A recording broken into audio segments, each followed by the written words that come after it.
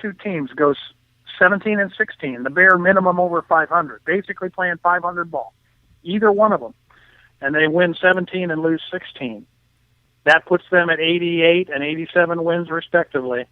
Yep. And the Indians have to go 22 and 11 in their 33 to tie them with 88 wins. If you look at it that way, it looks at both of those things have to happen. The Tribe has to go 22 and 11, and neither one of those teams can play any better than one game over 500 for us to end up in the same place. All the other factors still apply that we've talked about, from schedule and record of the opposition and everything else. But let's face it, we just lost 2 games last week to the Minnesota Twins beating Corey Kluber, and then throwing one away to the Houston Astros the next night. That's not how this thing has to go the rest of the way if we're gonna get to that 88 win plateau and hope that the other teams play badly enough to be there to meet us. Oh, I agree with you, man. I agree. You know, they have won 9 of 13. If you take it back to the Yankees series there, you take it back to August 9th. I was just looking when I was talking about that 14-game run, which I believe was, there's 3 left. So we're 11 games into it. I was looking at basically Houston, Minnesota, Baltimore, and the 2 games against Arizona. I said those series, starting with Arizona, up until the end of this series with the White Sox, I said you've got to win, at minimum, you've got to win 10 of those by the time you get to Kansas City and Detroit. Right now, they've won 7. They would have to sweep this series to reach that 10. I believe I'm right. Let me count back. They are 2, 3, and 2, 5 and 2, 5 and 4, 7 and 4 since in that stretch. 7 and 4 in the first 11. So they would need to sweep this series to go 10 and 4 through that 14-game stretch, which it's not undoable. I mean, you've got momentum going for you. You've got House. Yeah, and the White Sox just got swept by the Yankees, and they should be about ready to start mailing it in.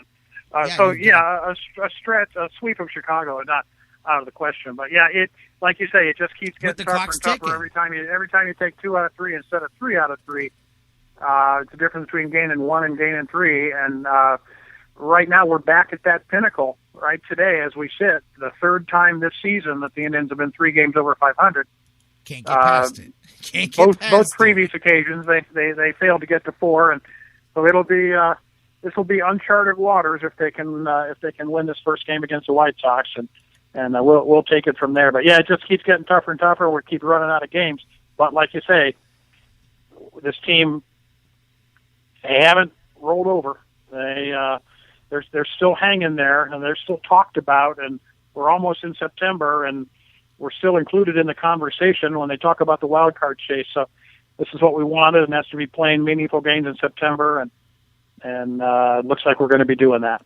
Yeah, and 30 days, 30 games in 30 days. They got to run here. And you know what? Here's the other thing, too, looking outside the wild card. The wild card, you don't control your own destiny here. In the division, this is the other thing to look at, is you still have as many games left against the first-place team as you are behind them. You're 6 games back. You've got 6 games left with Kansas City. You've got the Detroit's couple of series as well. But so right now, in the division, you control your own destiny. You can go out there and you can beat Kansas City and you can take 2 out of 3 from everybody else. You'll win the division. You know what I'm saying? I mean, that's in your own destiny. So if you want to even look past the wild card, you are the same number of games back. You're 1 game more in the division than you are in the wild card. However, the difference is you completely control your own destiny in your division.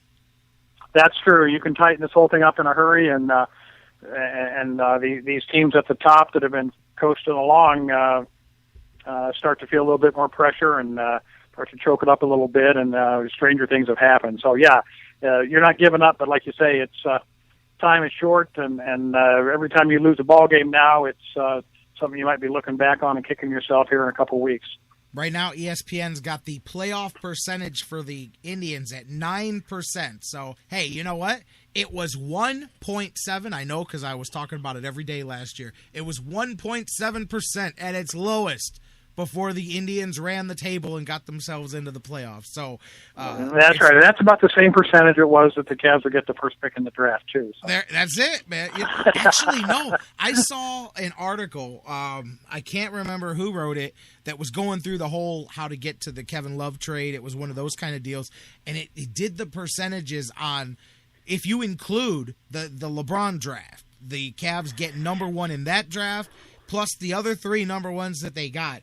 It was 1/10 of 1%. It was the most unlikely probability when you add up all the percentages. It was the most infinitesimal number you can come up with for the Cavs to have not, starting with LeBron, to have gotten those 4 number 1 picks in those years to end up here. I mean, it is something you couldn't plan it. Like, no franchise. There's the Oklahoma City model. Don't go with the Cleveland model because the Cleveland model doesn't exist. Whatever it is that they just did doesn't happen in real life. I don't know. That's right. It's otherworldly. That's what it is. Let me tell you something funny, Dan. It's God. God loves Cleveland. There you go. Dan, it's about time. Let me tell you something. It took him a while to get there, but let me tell you how that's difficult. Right.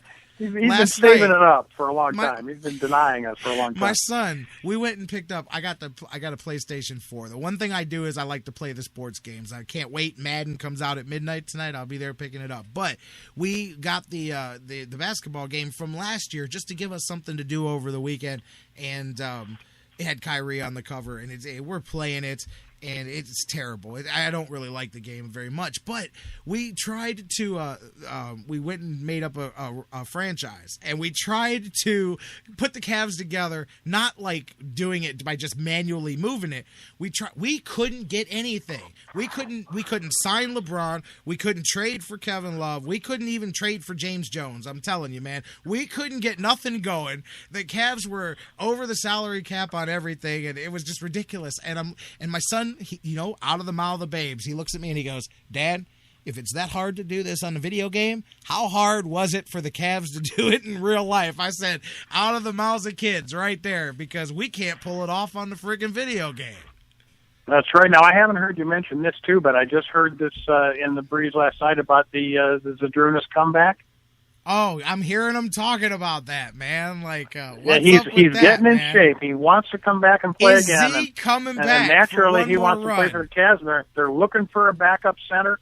Heck with Mika Okafor.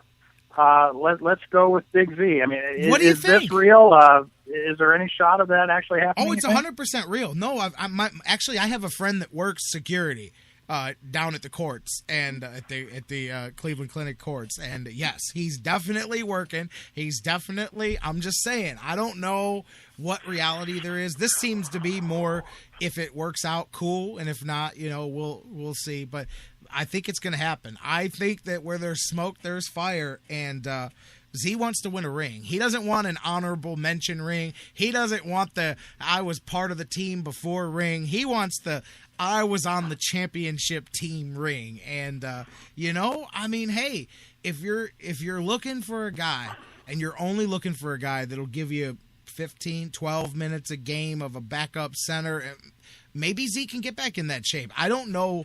To be honest, I don't know what kind of shape he got in while he was out, but how long has he been? It's been 3 years that he's been retired now, right? Sounds about right. Yeah, he played the first year after LeBron. I guess if LeBron wants him, then he'll be here because they're true. Good friends. We know they're good friends, and if it's okay with LBJ, then I guess it's going to be okay with Gilbert and Blatt and everybody else. But who was the guy that came with Rodman? Oh, I can't think of his name. There was the guy who got traded to Chicago with Rodman because he was his boy, and they paid him. He never played. Jack Haley. His whole job was because Rodman liked him, and he was able to keep Rodman calm. So they traded for him, too, and he came along, never played in the games, was never active on the roster, but he came because he came along. It was like a package deal for Dennis Rodman. Dennis Rodman's babysitter. Exactly. So God knows he needed one. So we anyway, can easily do that. We could bring Z back in a tribute spot where he doesn't play. But what we're talking about is, do you think he could come back and contribute a meaningful 12 or 15 minutes a game? I think he can. Yeah. Bruce says he's not even 30 or 40. He's 39. So he could. If he's still in shape, I think he could. Well, and obviously he'd be a huge fan favorite, and as if this team is lacking for fan favorites anymore. But wait a minute, everybody loves him. Dan. Everybody loves him in town, and he'd be a big hit every. Didn't they say we ran LeBron out? We ran LeBron away when we brought in the old Shaq. Wait a minute, wasn't that the story before? We gave him an old Shaq to work with, but now the same people. That's okay. All those old excuses have expiration dates now. We know that. Yes, expiration. They all expired. They all expired the day LeBron came home. But no, seriously. What do you think, man? I think it's viable. I really do. I think that as long as his health can do it. I don't know if when you take that time off, everything starts to solid up a little bit. The knees get a little creakier, the ankles and the feet. If he's been playing, if he's been staying in shape, and I don't see a reason why not. And what's the difference between a guy like that for 10, 12 minutes a game or a guy like Greg Oden for 10, 12 minutes a game? Yeah, that's true. And of course, the word is that they need a rim protector. Now, Yep. You'll never be confused with, Alonzo Mourning from the standpoint of, blocking shots. But Z blocked a lot of shots. He was a pretty good defender around the rim, and Absolutely. used to get a lot of blocks right there in the paint. And so, maybe he can be that guy for you. I don't know if he's the same level of play that you might get if you're able to squeeze an Okafor in here under the cap and work out some kind of an arrangement there, or some of the other people that they might be looking at. But sure would be a great PR move for the organization. He's LeBron's buddy, and he's a hero here in town. And so just from that standpoint alone, if he can give you 10 minutes and spell Bergeau at the 5, instead of having to play Love minutes at the 5 or to play Thompson minutes at the 5, you could have somebody else you could roll in there. All right, so taking the fan aspect out of it, would you, if it's your choice, do you bring back a guy like Z, or do you sign Emeka Okafor? I gotta say, I'd probably go for Okafor. Okay. Just because 3 years is a long time, and yep. You don't know what you get. You risk less by signing the guy who's been playing in the NBA lately. And I hear you on that. That's an honest answer, and that's why I say it really would depend on, and the Cavs just being honest. If we're just doing it just to do it, then it doesn't matter if he's in shape or not, because you're going to do it. But if he can go, if he can do it, then I don't see. And you're right. Fan favorite. It would just tie into the story that dude comes home and all these players want to play here, and then the icing on the cake is Z, and then here, think about it. Come the 1 year anniversary of the Z ceremony, everybody can write stories about how it all started right here when LeBron came home for Z night, and then everybody high-fived on the sidelines, and Dan Gilbert apologized, and everybody started to be friends again, all because of Z. He started this whole thing. That's right. And any NBA writer looking for a storyline, there you go. There's a ready-made one for you. He built it. You're right. You could hardly come up with a better storyline. Of course, the whole Cleveland Cavaliers season for the coming year will be enough storylines for every NBA writer to make everybody sick with rewriting the same thing. But it's going to be fun to watch, and right from opening night, and every game's going to be an event downtown. So, looking forward to it, and can't wait till it rolls around. And who knows, by middle of October, maybe we'll be ready for some basketball here. Did you see, by the way, if the Browns don't look any better. Not yet. You can't say that yet. Shh. No, I'm not getting down on it. You know me. No, I know. I'm joking. 26-year season ticket holder. You know it. Sometimes kick myself when I write that check every year to the Cleveland Browns. But, then I get over it in a hurry.